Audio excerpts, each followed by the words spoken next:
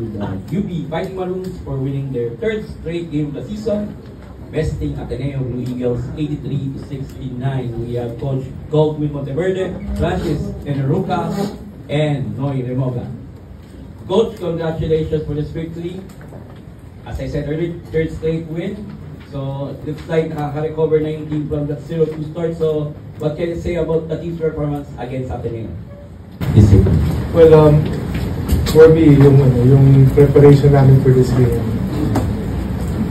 again, pinag-usapan just one part of it, but transferring it to play, the way yung players executed their offense at the same time, playing as a team defensively, I think yung malaking pagbabago namin.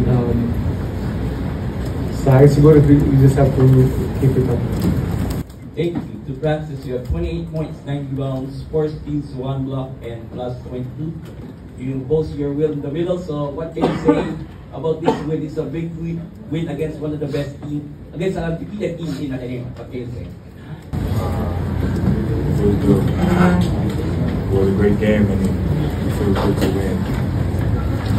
Worked hard, prepared for the game coming in today. We all showing up, my teammates, coaches, everybody played together. I feel really good. Thank you, Francis. To know you had 20 points, 8 assists, 6 rebounds, and 2 steals. So, do you think nakaka-recover ka na? Kasi maganda yung simula ng UP, pero ito, nagagamay mo na yung sistema. Ano masasabi mo? For me siguro, blessed lang din talaga ako.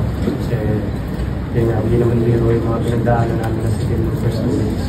So, siguro mas pinag-iiyan lang namin na sa team, and mas nag-focus kami sa growth namin, and mas tinama lang namin yung mga dapat namin itama sa team.